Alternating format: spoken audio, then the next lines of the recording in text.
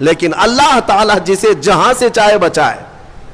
رب تعالیٰ کا حکم ہوا کہ اے موسیٰ اس سمندر پر اپنا عصا مارو. آپ نے عصا لکڑی ماری تو 12 راستے خشک پیدا ہوئے. موسیٰ علیہ السلام کا جو قبیلہ تھا, یعنی آپ کی جو جماعت تھی مومنین کی, وہ 12 خاندانوں میں تھی, تو سب کے لیے ایک ایک راستہ سمندر میں بن گیا. سب اس راستے سے چلنے لگے. سمندر کے دوسرے کنارے وہ پہنچ گئے. فرعون نے دیکھا راستہ کھلا ہوا ہے, ہم بھی چلتے ہیں. فرعون موسیٰ علیہ السلام کے یہ کھلے ہوئے راستوں کے درمیان آ گیا. بیچ سمندر میں فرعون کی فوج پہنچی تھی, سمندر کو واپس ملا دیا گیا. فغشیہم من الیم ما غشیہم, قرآن کہتا ہم نے ڈھانک دیا سمندر کو جیسے ڈھانکنا ہے, تو غرق ہو گئے ہمیشہ کے لیے. فرعون ختم ہو گیا, برباد ہوا. موسیٰ علیہ السلام اپنے ایمان والوں کو لے کر دوسرے کنارے پر آئے. جو بات عرض کرنا ہے اس کے لیے مجھے تھوڑی تفصیل بتانی پڑ رہی ہے, پورا ذہن میں آ جائے آپ کے.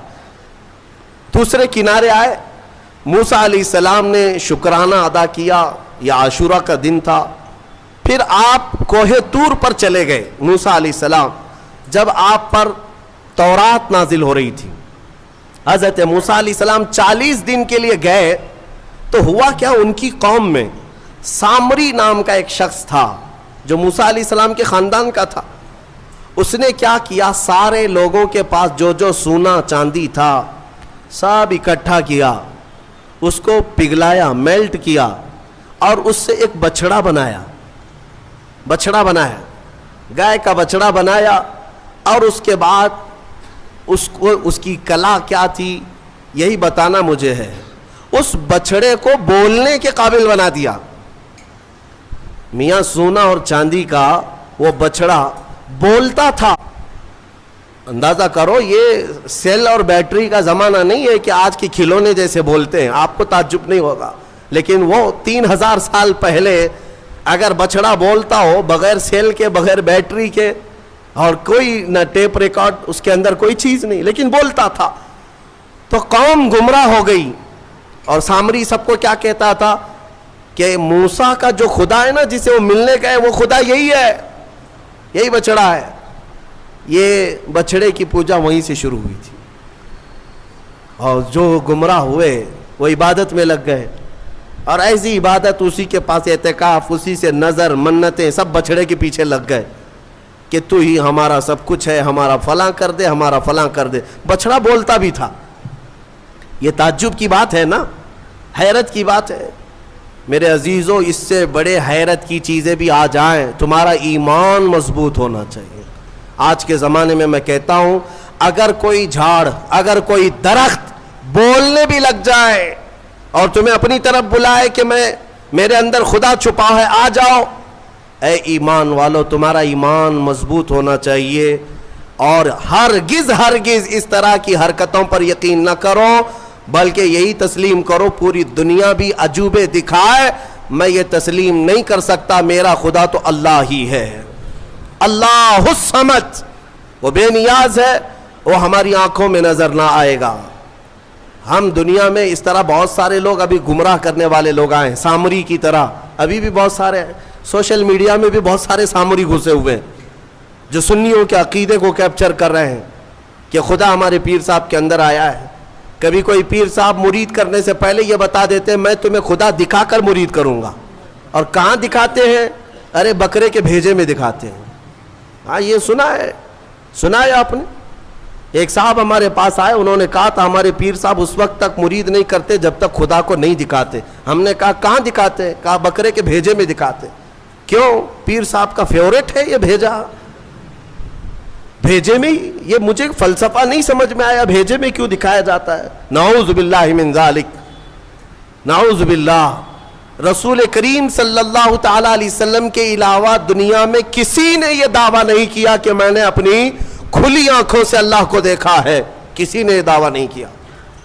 ہاں, عالم خواب میں, عالم وجد میں اگر اللہ نے اپنی تجلیات کسی ولی کو دکھایا تو اس کا ہم انکار نہیں کرتے, لیکن یہ جو حرکتیں ہیں یہ گمراہی ہے میرے عزیز, یہ گمراہی ہے. تو سامری نے یہ کام کیا, بات طویل ہو جا رہی ہے, جو بات کہنی تھی مجھے وہ بہت قریب میں لے آتا ہوں. سب پوجا پاٹ میں لگ گئے, عبادت میں لگ گئے, اللہ کی عبادت سے دور بچڑے کی عبادت میں لگ گئے. موسیٰ علیہ السلام جب واپس آئے تو دیکھا ان کی قوم گمراہ ہو چکی ہے. 40 دن کا جو گیپ تھا نا, یہ قوم کو گمراہ کر گیا. اسی لیے بزرگوں نے فرمایا کہ جو عالم دین ہے یا مبلغ اسلام ہے وہ اپنی قوم سے زیادہ دور نہ رہا کرے. قوم کے اندر ہمیشہ نصیحت کرنے والا ہونا چاہیے, ورنہ گمراہ ہو جائے گی. موسیٰ علیہ السلام کی قوم جب گمراہ ہوئی تو موسیٰ علیہ السلام جلال میں آئے اور حکم تو ان کے لیے بہت سخت نازل ہوا جو بچڑے کی پوجا میں لگے. سامری کو پکڑا موسیٰ علیہ السلام, کہا یہ بتا تو نے یہ کیا کیسے, بات جو کہنی ہے وہ یہی ہے. کہا تو نے یہ کیسے کیا, سب کا سونا چاندی میلٹ کیا, بنایا بچڑا ٹھیک ہے, لیکن یہ بولنے کے قابل کیسے کیا. اب سامری کا جواب سنیں. سامری کہتا ہے قال بصرت بما لم يبصروا به فقبضت قبضة من اثر الرسول فنبذتها وكذلك سولت لي نفسي. کہتا ہے جب آپ سمندر کے راستے میں چل رہے تھے نا, موسیٰ علیہ السلام چل رہے تھے, سامری کہتا ہے میں نے ایک چیز دیکھی جو لوگوں نے نہیں دیکھا, میں نے دیکھا دوسرے لوگوں نے نہیں دیکھا. کہا کیا دیکھا تو نے؟ کہا آپ کے گھوڑے کی نکیل پکڑ کر سامنے ایک فرشتہ چل رہا تھا.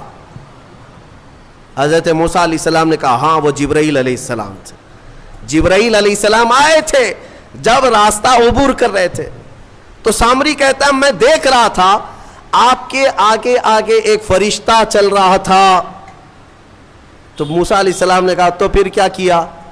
وہ کہتا ہے وہ فرشتہ جیسے جیسے چلتا جا رہا تھا میں اس کے پیروں کے نیچے کی مٹی اٹھا رہا تھا. جبرائیل علیہ السلام کے پیروں کے نیچے کی مٹی اٹھاتا رہا اور وہ میں نے جمع کر لیا جتنی مٹی مجھے ملی. اور جب کنارے پر آئے اور آپ گئے تھے کوہ طور, میں نے اس بچڑے کو بنا کر کے اس کے منہ کے اندر یہ مٹی ڈال دی تو وہ بولنے کے قابل ہوا. وَكَذَلِكَ سَوَّلَتْ لِي نَفْسِي. وہ کہتا ہے ایسے میرے یہ کام بن گیا, اس مٹی کا ہی اثر ہے. اللہ اللہ اے سنیوں میں یہی کہنا چاہتا ہوں, جبرائیل علیہ السلام کے پیروں کے نیچے کی مٹی اگر بے زبان بچڑے کو بولنے کے قابل بنائے تو جو جبرائیل اپنا ماتھا رسول اقدس کے تلووں پر مس کرے, اس رسول پاک کے قدموں کے دھول کا حال کیا ہوگا. کھائی قرآن خاک گزر کی قسم, اس کفے پاک کی حرمت پہ لاکھوں سلام. اسی لیے ہمارے امام نے تمنا بھی کیا نا بارگاہ مصطفیٰ میں, تو کیا کہا, دل کرو ٹھنڈا میرا وہ کفے پا چاند سا. کفے پا کس کو کہتے ہیں؟ کفے پا, پا پیر کو کہتے ہیں فارسی میں, کف کہتے ہیں نیچے کا حصہ. پیر کا جو تلوا ہے, پیر کا جو تلوا ہے اسے کیا کہتے ہیں؟ کفے پا. پیر کے تلوے کو کفے پا. اعلیٰ حضرت تمنا یہ کرتے ہیں دل کرو ٹھنڈا میرا وہ کفے پا چاند سا, سینے پہ رکھ دو ذرا تم پہ کروڑوں در. میرے عزیزو, قرآن سے تو ثابت ہے نسبت کا بڑا اثر ہے. اگر نسبت کا کوئی اثر نہ ہوتا تو قرآن کی یہ آیتیں نہیں آتی.